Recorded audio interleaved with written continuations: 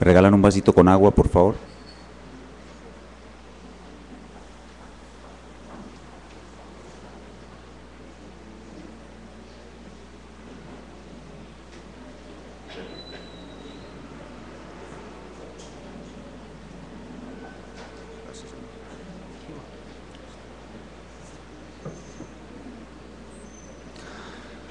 La parte central de un servicio de adoración en una iglesia bíblica es la predicación de la palabra de Dios. Y la forma correcta, bíblica, de predicar la palabra de Dios es la predicación expositiva. Es decir, libro por libro, capítulo por capítulo, versículo por versículo. Leyendo la palabra de Dios, explicando la palabra de Dios y aplicando la palabra de Dios. Es lo que hacemos en esta iglesia domingo tras domingo. Estamos estudiando el Evangelio de Lucas y quiero invitarlos a ir allá, por favor, a Lucas en su capítulo 11. Evangelio de Lucas en su capítulo 11. Lucas 11. Y vamos a leer los versículos del 1 al 13. Hoy será nuestra segunda y última exposición de este rico pasaje. Lucas 11 del 1 al 13. Lucas 11 del 1 al 13. Esta es la palabra de Dios. Aconteció que estaba Jesús orando en un lugar, y cuando terminó, uno de sus discípulos le dijo: Señor, enséñanos a orar, como también Juan enseñó a sus discípulos. Y les dijo: cuando oréis, decid: Padre nuestro que estás en los cielos, santificado sea tu nombre, venga tu reino, hágase tu voluntad como en el cielo, así también en la tierra. El pan nuestro de cada día, dánoslo hoy, y perdónanos nuestros pecados, porque también nosotros perdonamos a todos los que nos deben, y no nos metas en tentación, mas líbranos del mal. Les dijo también: ¿quién de vosotros que tenga un amigo va a él a medianoche y le dice: amigo, préstame 3 panes, porque un amigo mío ha venido a mí de viaje y no tengo que ponerle delante? Y aquel, respondiendo desde adentro, le dice: no me molestes, la puerta ya está cerrada y mis niños están conmigo en cama, no puedo levantarme y dártelos. Os digo que aunque no se levante a dárselos por ser su amigo, sin embargo por su importunidad se levantará y le dará todo lo que necesite. Y yo os digo: pedid y se os dará, buscad y hallaréis, llamad y se os abrirá, porque todo aquel que pide recibe, y el que busca halla, y al que llama se le abrirá. ¿Qué padre de vosotros, si su hijo le pide pan, le dará una piedra? ¿O si pescado en lugar de pescado le dará una serpiente? ¿O si le pide un huevo le dará un escorpión? Pues si vosotros, siendo malos, sabéis dar buenas dádivas a vuestros hijos, ¿cuánto más vuestro Padre Celestial dará el Espíritu Santo a los que se lo piden? Oremos una vez más pidiendo gracia en el estudio de la palabra. Espíritu Santo, gracias por estar entre nosotros, gracias por convocarnos en este día especial. Sabemos que tú darás gracia especial hoy en la predicación para transformar nuestras vidas, especialmente en el déficit que todos traemos en nuestra vida de oración. Gracias por escucharnos, en el nombre del Señor Jesucristo. Amén. Hemos estado estudiando el Evangelio de Lucas y dentro de él hemos estado estudiando una larga sección dedicada al discipulado. Cómo llega uno a ser discípulo, la vida de un discípulo. Esa sección llega hoy a su final. Y en ese recorrido por esa sección hicimos un encuentro extraordinario. Nos encontramos con 2 mujeres que, quiera Dios y oro a Dios, estas 2 mujeres cambien nuestra vida cristiana para siempre. Estas 2 mujeres hagan mucho beneficio a nuestras almas creyentes como discípulos. Ruego a Dios que la vida de Marta de Betania y de María de Betania marque vuestras vidas para siempre. Ellas son las 2 hermanas de Lázaro, el que fue resucitado por el Señor. Al toparnos con estas dos mujeres en nuestro estudio del Evangelio de Lucas, nos hemos dado cuenta que existen dos clases de discípulos. Unos que son como Marta y otros que son como María. María es una mujer que tenía un corazón unificado, es decir, un corazón que tenía una sola prioridad, un corazón que anhelaba una sola cosa, estar a los pies de Cristo escuchando su palabra. Por el contrario, Marta, su hermana, también creyente, amante del Señor, verdadera discípula de Cristo, era una mujer que tenía un corazón dividido. Y nos hemos dado cuenta de que la razón por la cual los discípulos no maduran en la fe, no tienen una buena carrera, es porque no aprenden a pasar del corazón de Marta al corazón de María. Y por esa razón, decíamos la semana pasada, y hoy lo repito, en la iglesia de Cristo, muchos tienen un buen comienzo, muy pocos tienen una buena carrera y un buen final. Repito, muchos en la iglesia de Cristo tienen un buen comienzo, muy pocos tienen una buena carrera y muy pocos tienen un buen final. Y esto debería ser alarmante para nosotros, alarmante, preocupante. Es decir, yo aspiro a que ustedes, al haberse encontrado con Marta y María, haya causado en ustedes un shock, un verdadero shock, una verdadera alarma. Señor, ¿soy yo a estas alturas de mi vida un hombre o una mujer de corazón dividido, una Marta? O Señor, ¿soy yo a estas alturas de mi vida un hombre o una mujer de corazón unificado, una María? Y eso marque derroteros para mí, para ustedes, el resto de sus vidas cristianas.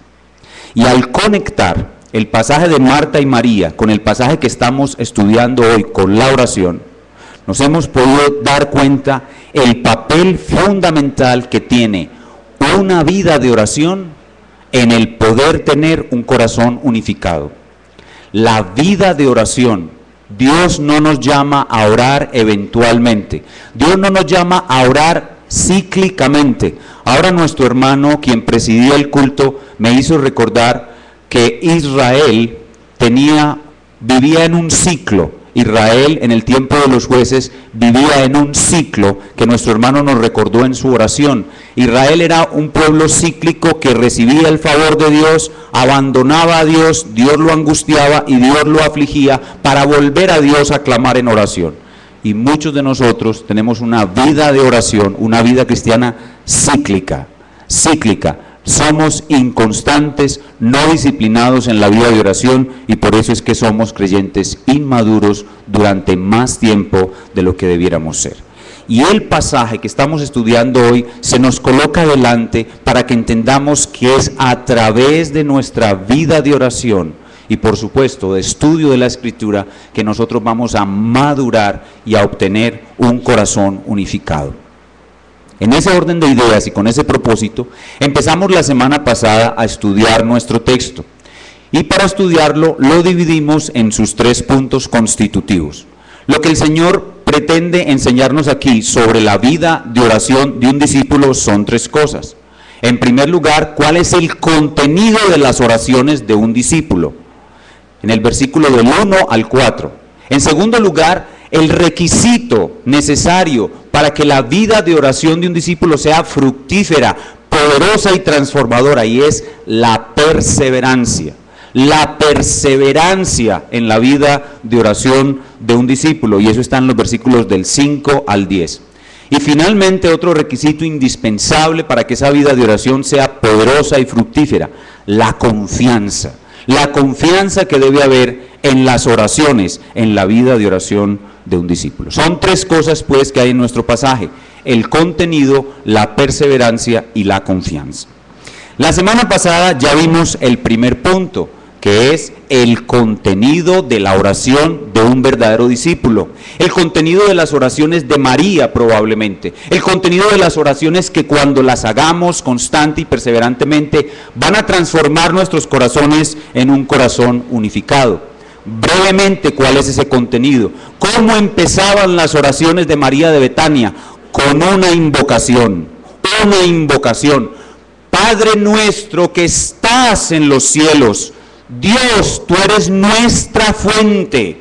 Esa es una invocación. Padre nuestro que estás en el cielo. Y ahora, ¿cuál es la prioridad de un corazón unificado? ¿Cuál es la prioridad de María de Betania? Mi única prioridad, Padre, es que tu nombre sea glorificado. Santificado sea tu nombre. Dios es santo y yo debo tener un celo porque Él sea reconocido como santo, santificado, su gloria sea vista a través de mí y a través de otros, lo mayor posible sobre la faz de la tierra. Pero junto con esa glorificación de su nombre, mi corazón se consume por una cosa, porque tu reino venga, venga tu reino, avance tu reino hasta su fase final con la segunda venida. Y antes de que venga tu reino, y aún después de que venga tu reino, hágase tu voluntad como en el cielo, así también en la tierra. Tu ley sea conocida y obedecida por más personas sobre la faz de la tierra. 3 primeras peticiones relacionadas con Dios, luego 3 segundas peticiones relacionadas con el hombre. Padre, tú sabes que yo soy de carne y hueso, necesito comer y sustentarme. Danos hoy nuestro pan de cada día, Dios, porque tú eres mi proveedor.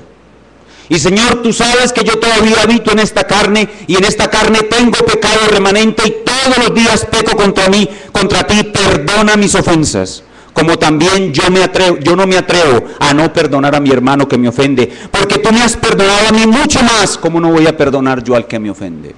Dios es mi salvador y mi perdonador. Y finalmente, Dios, vivo en un mundo malo, rodeado de malos, hay maldad afuera, hay enemigos afuera, hay enemigos adentro, dentro de mí. Yo soy tan débil, no puedo protegerme a mí mismo. Protégeme, líbrame de la tentación, líbrame para que yo tenga una buena carrera, dame una buena carrera, no me dejes caer en pecado. Y protégeme del maligno. Tantos hombres malos que hay, no me hagan daño a mí. ¿Qué es lo que necesita entonces el ser humano? ¿Qué es lo que la humanidad entera necesita y que yo debo pedir? Yo debo pedir su gloria. La humanidad necesita ver su gloria, yo debo de pedir su reino. La humanidad necesita que su reino venga. Yo debo pedir sobre su ley. La humanidad necesita conocer su ley. La humanidad necesita pan. La humanidad necesita perdón y la humanidad necesita protección. Y eso es lo que debe consumir mis oraciones. Ese es el contenido de mis oraciones. Ahora vamos en segundo lugar, y ya avanzando en el estudio de nuestro texto, hasta aquí era un repaso. Vamos en segundo lugar, que ese contenido debe ser acompañado de perseverancia, de perseverancia. Entonces veremos ahora en segundo lugar la perseverancia en la oración, la perseverancia en la oración. Y ahora lo que el Señor le quiere decir a sus discípulos es esto. Y hermanos, esto es importante, prestemos por favor mucha atención. Aquí es donde radica la diferencia entre una Marta y una María. ¿Qué es lo que nos quiere decir el Señor con lo que vamos a estudiar a continuación con relación a la perseverancia? Nos quiere decir esto: no crean que los efectos benéficos de la oración se van a producir en ustedes con 2 días de oración.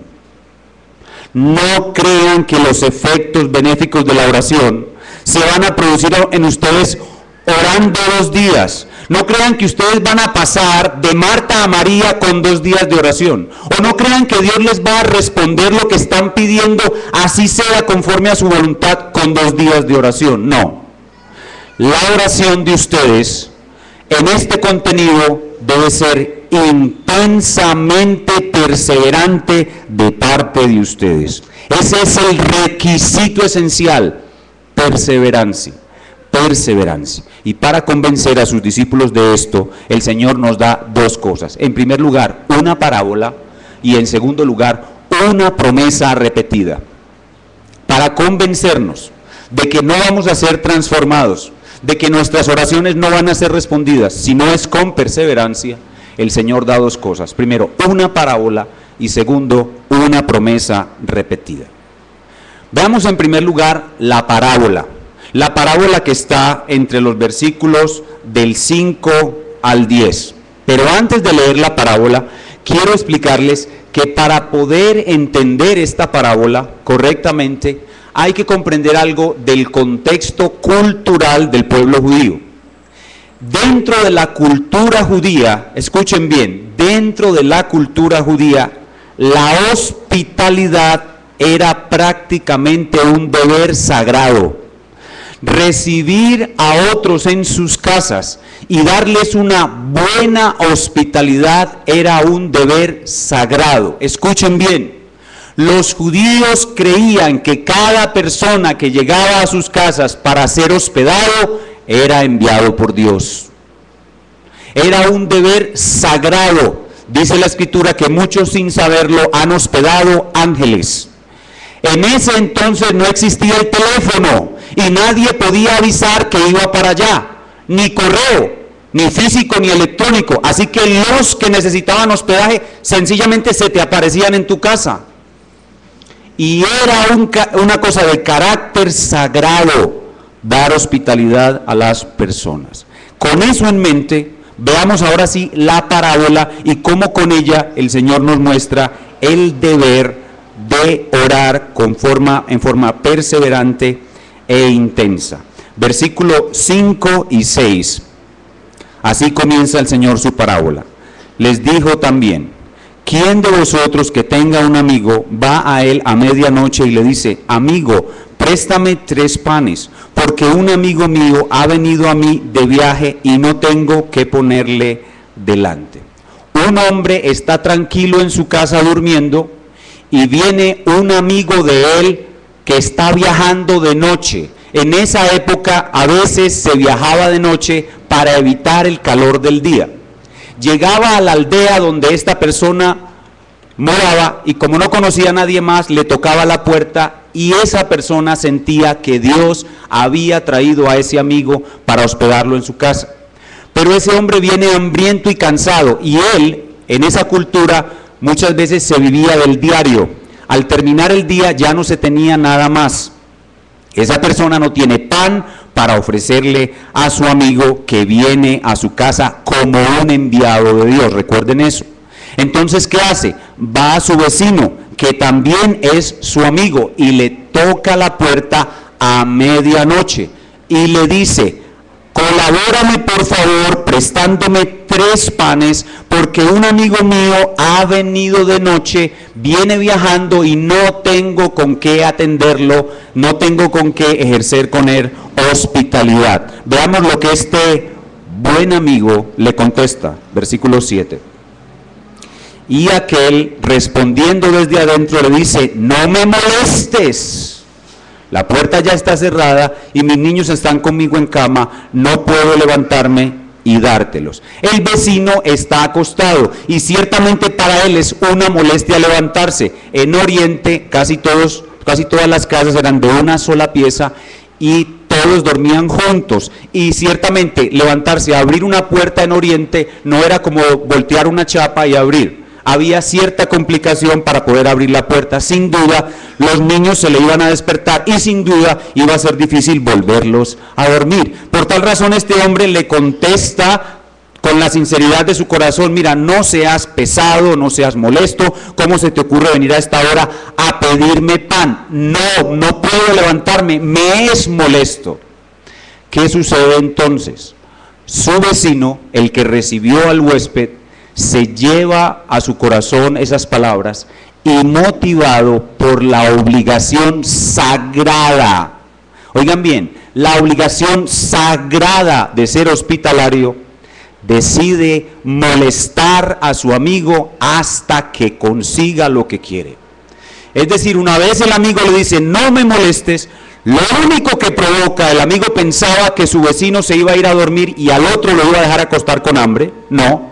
Lo único que logra es que ese vecino, que es un buen hospedador, un buen anfitrión, se encienda aún más en un deseo de atender bien a su invitado y arranca a tocar la puerta de este hombre con la única intención de no dejar de tocar hasta que el otro le dé lo que pide.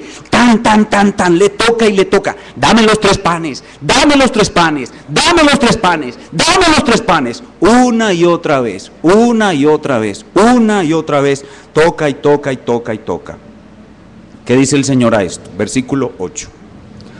Os digo que aunque no se levante a dárselos por ser su amigo, obviamente no era tan buen amigo, sin embargo, por su importunidad, esa palabra es clave, se levantará y le dará todo lo que pide. ¿Qué quiere decir el Señor con su importunidad? La palabra importuno significa inoportuno, lo contrario a oportuno.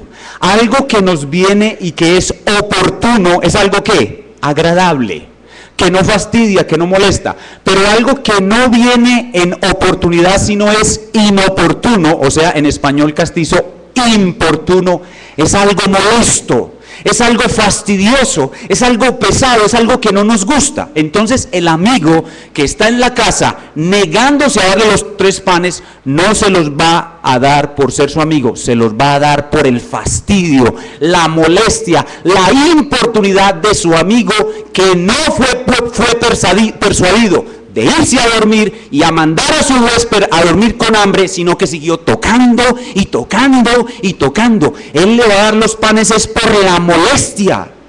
Hay otra versión de la Biblia que traduce, dice, no traduce su importunidad, sino que traduce, se pone pesado. Este vecino se pone pesado con su tocadera.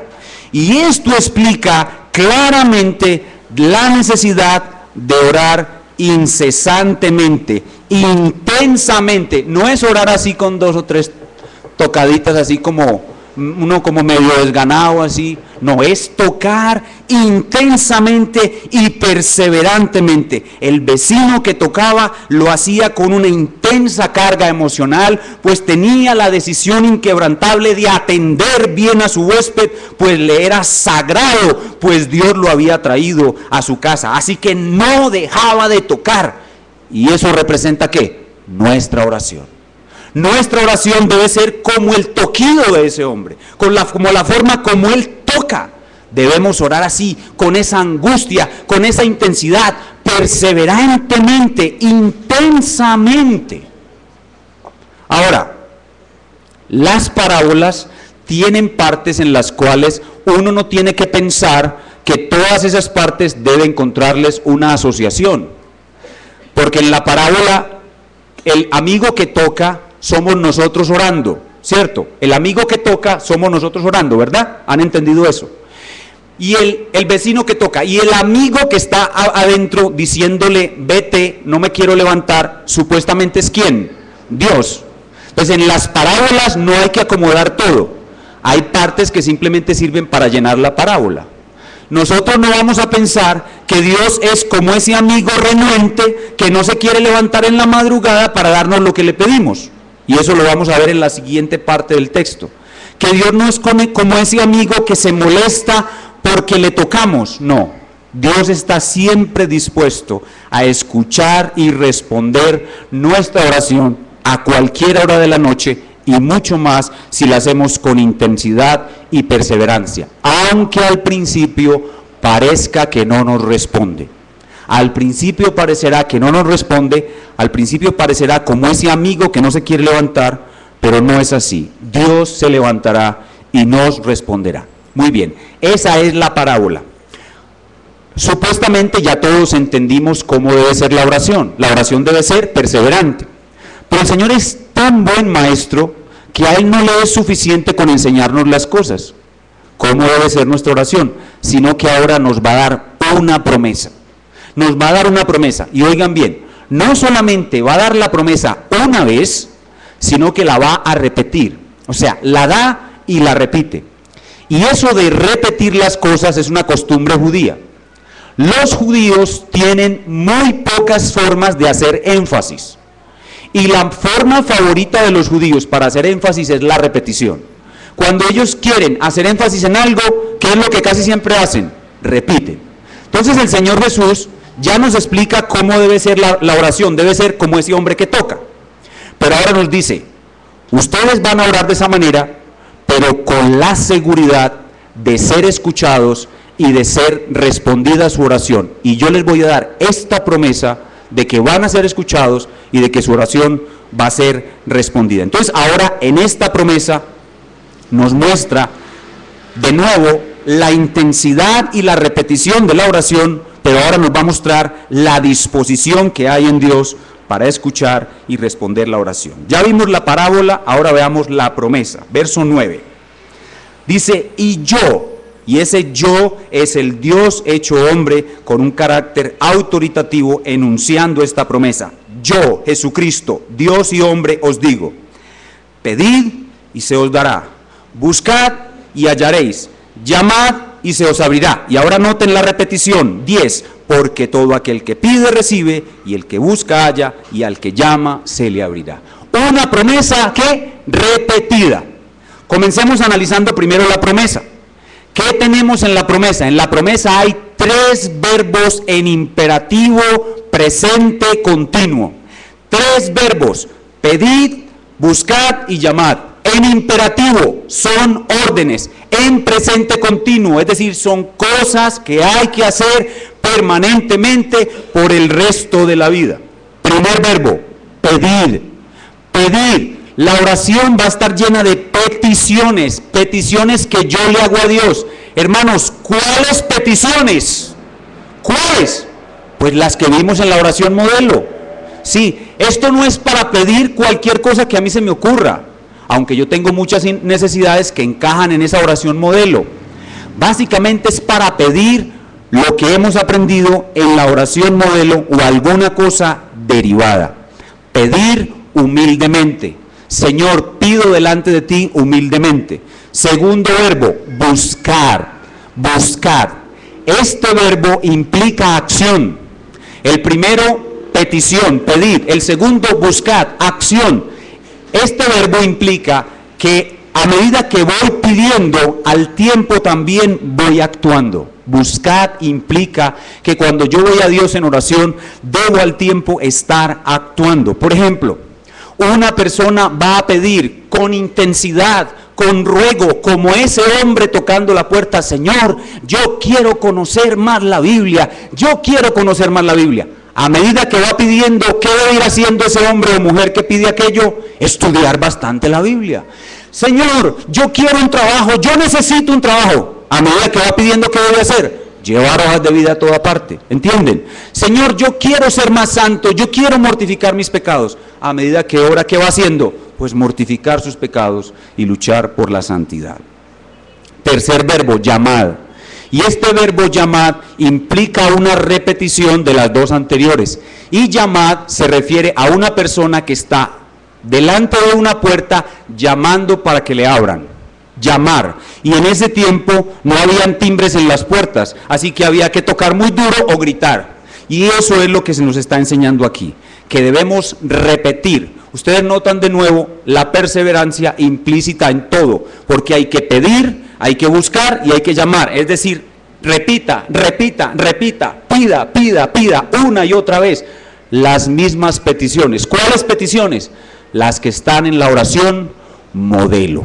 Pero por si fuera poco, para que tuviéramos mucha más seguridad de que nuestras peticiones perseverantes no son en vano, el Señor repite la promesa en el verso 10.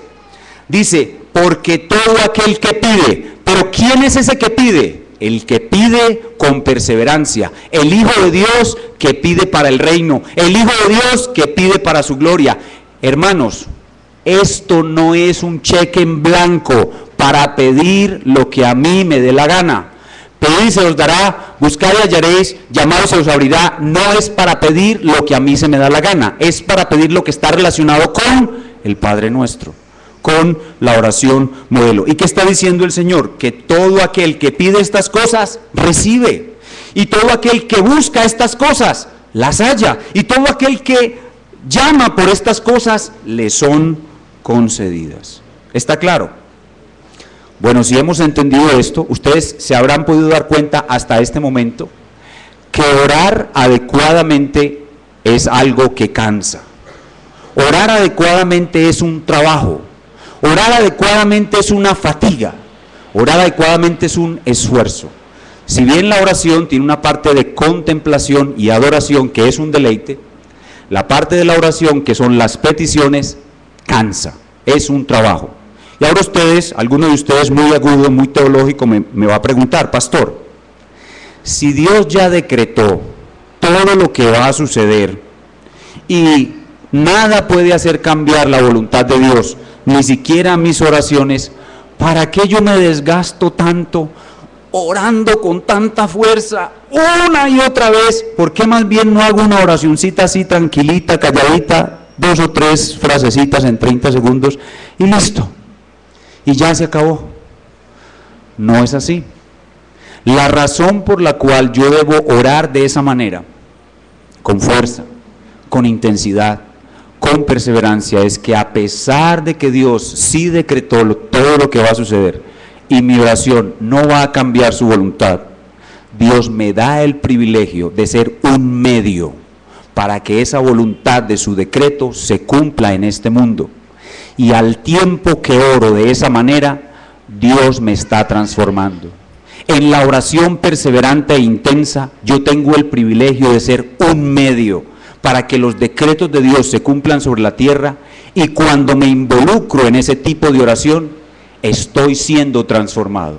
Los hermanos que pasan tiempo de rodillas, orando en estas cosas, orando sobre estas cosas, verán cómo son recompensados grandemente cuando lleguen al reino, porque sus oraciones fueron usadas por Dios para avanzar ese reino, y sus corazones llegaron al reino lo más transformados posibles, porque recibieron los ricos beneficios de esa oración.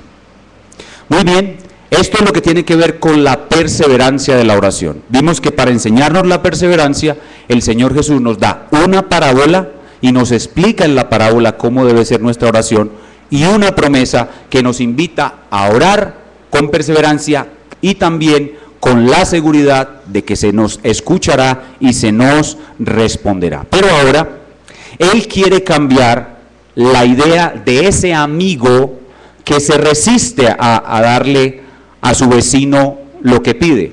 Ustedes notan que en la parábola está esa imagen de ese amigo que le toca y no se levanta. Bueno, Dios dice ahora, Señor Jesús quiere ahora que nosotros de ninguna manera pensemos que Dios es como ese amigo que no se quiere levantar. Y por eso ahora nos va a hablar de la confianza que debemos tener en la oración. Y va a cambiar esa imagen del amigo que no se quiere levantar a darnos lo que le pedimos en un padre amoroso que está tan dispuesto a escucharnos y a darnos lo que le pedimos, que nos va a dar mucho más abundantemente de lo que pedimos y entendemos. Y ese es nuestro tercer punto. El tercer punto es el examinar la confianza en la oración. Y aquí hay una progresión. Pasamos de ver a Dios como ese amigo que no se quiere levantar a darnos lo que le pedimos, a verlo como ese Padre de gran corazón amoroso que está súper abundantemente dispuesto a escucharnos y a darnos mucho más de lo que le pedimos o entendemos. Y ese es nuestro tercer punto, la confianza en la oración. Versículos del 11 al 13. ¿Qué padre de vosotros, si su hijo le pide pan, le dará una piedra? ¿O si pescado en lugar de pescado le dará una serpiente? ¿O si le pide un huevo le dará un escorpión? Pues si vosotros, siendo malos, sabéis dar buenas dádivas a vuestros hijos, ¿cuánto más vuestro Padre Celestial dará el Espíritu Santo a los que se lo pidan? Noten ustedes inmediatamente cómo Él cambia la imagen de ese amigo que no se quiere levantar a darle lo que le piden por un padre. Cambia esa imagen y se coloca Él a sí mismo como Padre. Y se compara con un padre terrenal, mostrándose muy superior al padre terrenal. Y noten cómo, en lo que el Señor nos dice aquí, pone a un niñito, a un hijito, a pedirle algo a su papá. Le dice el niñito a su papá: papi, tengo hambre. Y él dice: si un niño le pide a su papá un pan, es imposible que ese padre, si todavía conserva su afecto natural, porque a veces por la depravación humana hay padres que están tan corrompidos que aún abandonan a sus hijos y no son capaces de darles el pan. Pero estamos aquí suponiendo que el hombre, este padre terrenal, todavía no está tan deteriorado por la corrupción humana. Y si su hijo le pide un pan, él no le va a dar una serpiente. Entonces, este padre que no es capaz de darle al niño, a su hijito, una serpiente, es mucho menor que Dios. Este padre es un padre terrenal y Dios es un padre celestial. Si el niñito le pide a su papá, papi, dame un pan, el papá nunca le va a dar una serpiente. Papi, dame un huevo, nunca le va a dar un escorpión. Hay tres cosas: pan, pescado y huevo. Si el hijo le pide pan, no le va a dar una piedra. Si le pide pescado, no le va a dar una serpiente. Y si le pide huevo, no le va a dar un escorpión. Son cosas que un padre natural nunca haría. Entonces usted debe mirar aquí en la figura a un padre terrenal que es pequeño, no pudiendo negarse a darle a su hijo lo que es bueno para él. En cambio, Dios es un padre celestial. Ahora eleve esta imagen de padre hasta el cielo y mire a Dios como un padre celestial, y usted mírese como un niñito que le está pidiendo al Padre celestial las cosas que son buenas para su gloria y para su bienestar. El Padre celestial no se las va a negar. Y de nuevo, aquí tenemos a los judíos en su hábito de repetir. ¿Por qué dice tres cosas? Pan, si le pides pan no te dará una piedra, si le pides pescado no te va a dar una serpiente, si le pides huevo no te va a dar un escorpión. Porque dice tres veces lo mismo, o tres veces una cosa similar. Porque los judíos no tienen formas de hacer énfasis. La única forma que ellos tienen de hacer énfasis es la repetición. Si nosotros fuéramos a escribir esto en español, en nuestro español moderno, lo que diríamos, pensando en esta imagen, no es repetir tres veces, sino que diríamos, mira, Dios no es como un padre terrenal. Aunque el padre terrenal está dispuesto a darle al niñito lo que le pide, el Padre celestial está dispuestísimo a darte lo que tú le pides. Esa es la idea. Es un superlativo, es una forma de hacer énfasis. Y lo que quiere decir es, Dios nunca te dará algo que no sea bueno para ti, si le pides dentro del marco de la oración modelo. Y en el versículo 13 hay una declaración teológica muy importante en la cual él acentúa esa comparación. Dice, pues si vosotros siendo malos, y aquí el Señor Jesucristo nos coloca con una de las doctrinas más importantes de la Biblia, que es la doctrina de la depravación total humana. Él está declarando aquí que el ser humano es malo.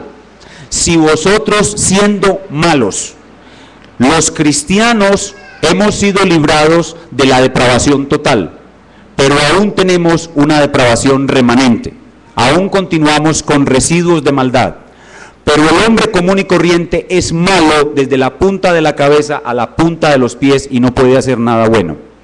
Pero aún así ese hombre caído tiene residuos de la justicia de Dios por la gracia común, y ese hombre que aún es malo sabe dar buenas cosas a su hijo. Pero ahora Dios, por medio de nuestro Señor Jesucristo, nos quiere mostrar no solamente que Él es superior a un hombre que aunque es malo todavía puede dar cosas buenas a su hijo, sino que Él es infinitamente generoso. Infinitamente generoso. El niño le pide al padre pan y él le da un poquito de pan. Pero ahora nos va a mostrar que cuando tú le pides al Padre Celestial un poquito de pan, Él te va a dar una panadería. Y eso lo hace cuando nos dice lo siguiente. Verso 13, segunda parte, dice, cuánto más vuestro Padre Celestial dará el Espíritu Santo a los que se lo pidan. Y ahí de nuevo, los que son inquietos con la Biblia y la teología me van a preguntar, pastor, ¿cómo dice el texto que nos dará el Espíritu Santo a los que se lo pidan? Se supone que los que estamos orando ya somos discípulos, somos los discípulos aprendiendo a orar, y los discípulos ya todos tenemos el Espíritu Santo. Ya el Espíritu Santo habita en nosotros desde que creímos. ¿Cómo así entonces que Él le dará el Espíritu Santo a los que se lo pidan? Además, pastor, si usted mira el pasaje paralelo de Mateo capítulo 7, versículo 11, Mateo no dice que le dará el Espíritu Santo, sino que dice que le dará buenas cosas a los que se lo pidan. ¿Usted cómo me explica esto? Bueno, la manera de entender eso es lo que les dije hace un momento. Cuando uno le pide a Dios algo, eso que le pedimos a Él siempre es delante de sus ojos muy pequeño. Y Él, en su corazón extremadamente bondadoso y generoso, nunca nos da eso pequeño que le pedimos, sino que nos da algo mucho más grande y abundante. Y ese algo mucho más grande y abundante es el Espíritu Santo. Aunque ya lo tenemos, no es que Él no lo vuelva a dar, sino que el Espíritu Santo representa la grandeza de lo que Él nos da. Voy a explicarme. Usted está pidiéndole a Dios consuelo. ¿Y usted sabe qué le da a Él? Al Consolador. Usted le pide consuelo y Él le da al Consolador. Usted le pide, Señor, quiero conocer la verdad, y Él le da el Espíritu de la verdad. Mire, no le da solamente un pedacito de la verdad, sino que le envía un maestro para que le enseñe todo el tiempo. Usted le pide un pedacito y Él le da el todo. Usted le pide una cosa y Él le da el dador de toda la cosa, de todas las cosas. Usted le pide, Señor, yo quiero ser santo, y Él le da el Espíritu que santifica. ¿Entienden? Usted le pide una cosa y Él le da el autor de esa cosa. Usted le pide un don y Él le da el autor de esos dones. Usted le pide a Él un producto y Él le da la fuente que produce el producto. ¿Entiende? Eso es ¿qué? Generosidad. Generosidad. Así como el Padre terrenal es mucho más chiquito, y cuando su hijito le pide un don, Él le da algo proporcional a lo que le pide. Papi, tengo hambre. Entonces el Padre terrenal le da un pan, un pancito. Pero Él no te va a dar un pancito, Él te va a dar un panzote, o sea, mucho más abundantemente. Tú le pides, dame consuelo, y Él te da el Consolador. Tú le pides, dame santidad, y Él te da el Espíritu que santifica. Tú le pides, dame la verdad, y Él te da el Espíritu de verdad. Eso quiere decir que te dará el Espíritu Santo a los que se lo pidan. ¿Y eso qué produce en nosotros? Produce una gran confianza. La confianza de ser oídos, y escuchen bien, la confianza de recibir. Todas, absolutamente todas las oraciones que tú haces en el tenor del Padre Nuestro van a ser contestadas abundantemente. Puede que no hoy. ¿Por qué no hoy? Porque hay que orar. Señor, dame. Y otra vez orar.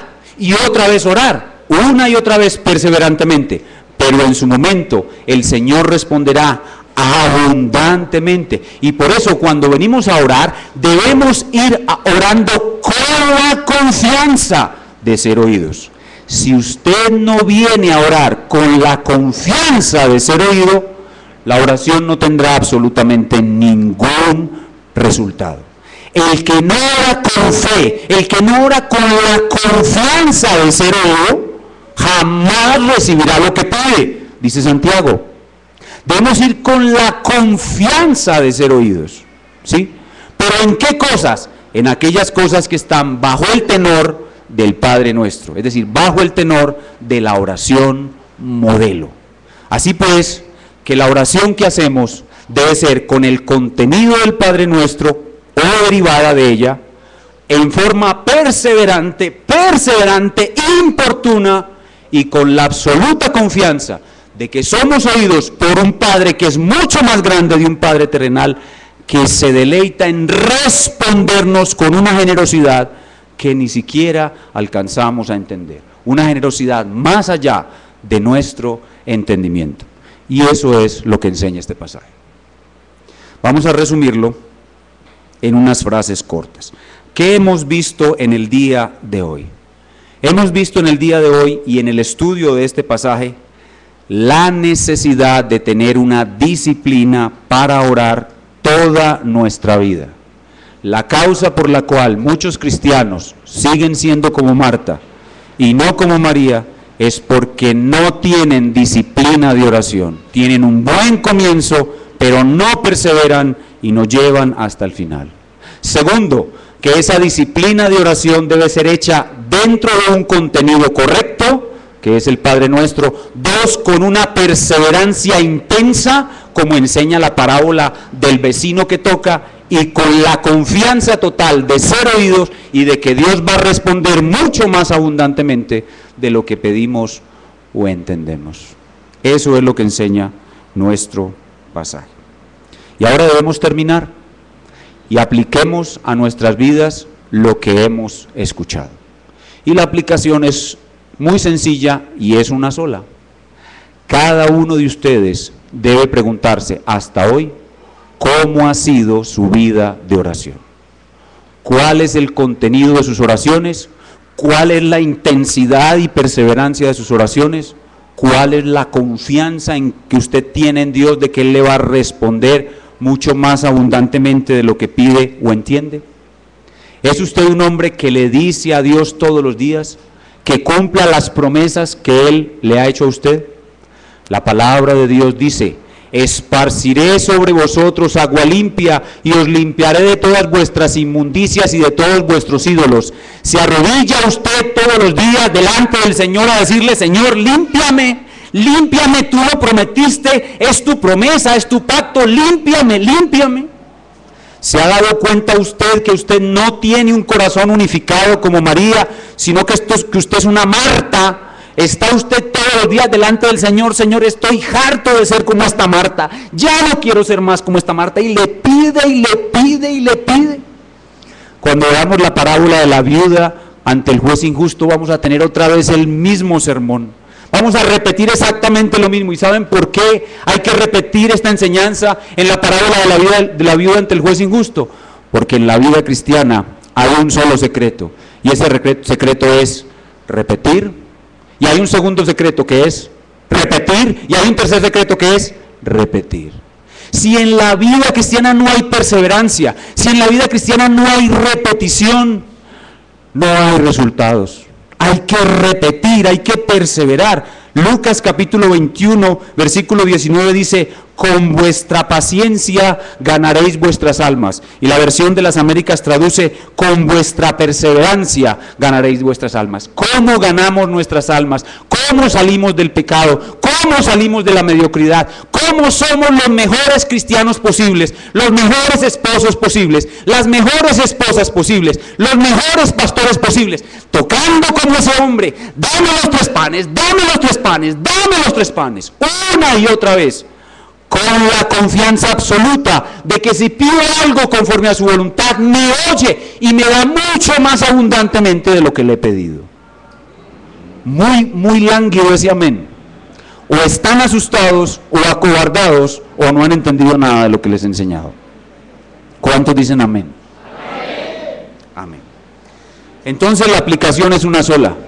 ¿Cómo está tu vida de oración? ¿Cómo ha sido hasta ahora tu vida de oración? ¿Entiendes el por qué no estás en el grupo de las Marías y todavía militas por demasiado tiempo en el grupo de las Martas? ¿Entiendes por qué? Ahora entiendes cómo salir de allí. ¿Estás dispuesto a esto? Y aquí quiero citar de nuevo lo que nos decía el pastor Julio en su clase. ¿Saben por qué no tenemos una vida de oración así? Porque somos muy mundanos, porque nos gusta mucho este mundo. Nosotros preferimos, adivinen qué se van a ir a hacer ahora los varones: a ver la final de la Eurocopa. Eso se van a ir a hacer ahora. En vez de sentarse a enseñar a sus esposas y a sus hijos como debe ser, con poder, bajo la unción del Espíritu Santo, se van a ir a ver a esos 22 mechudos corriendo detrás de un balón.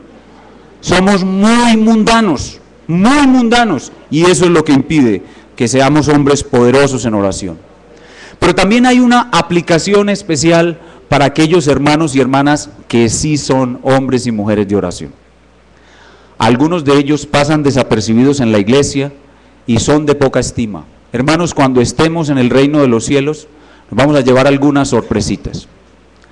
Vemos a esos pastores que son usados por Dios, ganando muchas almas, abriendo iglesias. Algunos les dicen disque apóstoles, a otros les dicen patriarcas, a unos les dicen salmistas, a los que cantan muy bonito les dicen que son disque salmistas. Yo digo que no son ni carrangueros, pero ellos se llaman salmistas. Y todo el mundo cree que esos apóstoles, que esos patriarcas y esos salmistas van a estar allá de primeros.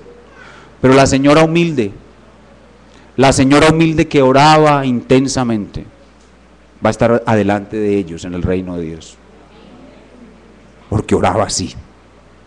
Esto es poder en el reino de Dios. Las cosas en el reino de Dios, hermanos, no son con mucho activismo, no son con fuerza, no son con espada, son con ¿qué? Con su Espíritu Santo. ¿Y qué dice la promesa del Señor? Él te dará, ¿qué? Su Espíritu Santo a los que se lo pidan. Vamos a tener sorpresas en el reino. Los pastores no vamos a ser los primeros. Los más notorios aquí, a lo mejor somos los menos notorios allá. Los más discretos aquí van a ser los más grandes allá. ¿Por qué? Porque eran guerreros de oración. Verdaderos hombres y mujeres de oración. Así que a esos, este pasaje los anima a seguir adelante. Como Ana la profetisa, la que dio testimonio de que el niño Jesús era el Mesías. ¿Qué hacía esa mujer? Todos los días, ¿qué era lo único que hacía? Ella no iba a evangelizar por todo el mundo, no abrió ninguna sinagoga, nunca le predicó el evangelio a nadie. ¿Qué hacía esa mujer? Oraba y ayunaba todos los días en la casa de Dios. Todos los días, 80 años viuda y 80 años se dedicó a ¿qué? A orar y ayunar. Y lo único que Dios le dio como gran privilegio es decir, este niño es el Mesías. Esa va a estar de primera, mucho más que muchos otros que parecen ser muy notorios y hacer muchas cosas en el reino de Dios. Pero en el reino de Dios el poder está en la oración. Así que Dios conceda que muchos de nosotros aquí pasemos de esa división de corazón de los que no son capaces de orar, como Marta, con un corazón unificado, a los que tenemos poder en la oración, con un corazón unificado. Y al final, para los amigos que nos visitan hoy, hay una palabra para ellos en este texto. El Señor dice en el verso 13, pues si vosotros siendo malos, amigos que nos han visitado en esta mañana, la Biblia dice que tú eres malo. Jesucristo dice que tú eres malo. Dice, si vosotros siendo malos, no te creas bueno porque tratas bien a tu mujer y les das buenas cosas a tu hijo. La Biblia dice que aunque hagas eso, eres malo. La Biblia dice que no hay bueno ni aun uno. La Biblia dice que todas tus buenas obras son pecado. La Biblia dice que el hombre está corrompido y tú eres ese hombre. Pero Él te trae hoy para mostrarte que hay uno que puede purificar el corazón, perdonar tus pecados y darte la vida eterna, que es Jesucristo. Reconoce tu maldad, reconoce tu pecado. Ven a Cristo para ser perdonado y tendrás perfecta salvación. Y ahora sí tus oraciones serán incienso grato, agradable, delante de nuestro Dios. Quiera Dios que los que están aquí sin Cristo alcancen el conocimiento de su verdad, el arrepentimiento de su pecado porque son malos, y reconociendo que son malos, vengan a Cristo en arrepentimiento y fe y sean salvados. Vamos a ponernos en nuestros pies y a orar a nuestro Padre que este precioso pasaje de Marta y de María, juntamente con esta enseñanza profunda sobre la oración de un discípulo, sea la fuerza revolucionaria que transforme nuestras vidas en hombres y mujeres de una gran piedad al estilo de María de Betania. Vamos a inclinar nuestros rostros y a orar al Señor con gratitud. Padre nuestro, Dios, tú eres nuestro proveedor celestial, nuestra fuente. De ti obtenemos la capacidad de santificar tu nombre todos los días, de avanzar tu reino, de obedecer tu ley y de hacer que otros la conozcan y la obedezcan. De ti, oh fuente nuestra, viene nuestro pan de cada día y toda provisión material necesaria para vivir en este mundo para tu gloria y tu reino. De ti viene el perdón de nuestros pecados y no hay día que no pequemos. Pero tú nos has dado todo perdón por la cruz de nuestro Salvador y con él todo don, buenos dones para continuar sirviéndote en tu reino.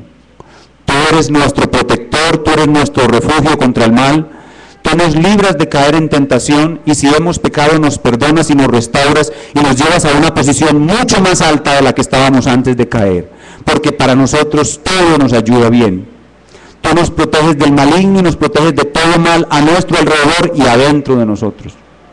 Y tú nos escuchas y nosotros cumplimos nuestra parte, orando perseverante e intensamente, como aquel hombre que golpeaba la puerta de su amigo que no se quería levantar. Y tú nos escuchas porque oramos con la confianza de que tú realmente vas a responder. Porque tú has dicho, pedid y se os dará, buscad y hallaréis, llamad y se os abrirá. Todo aquel que pide, recibe, busca, halla y llama, se le abre.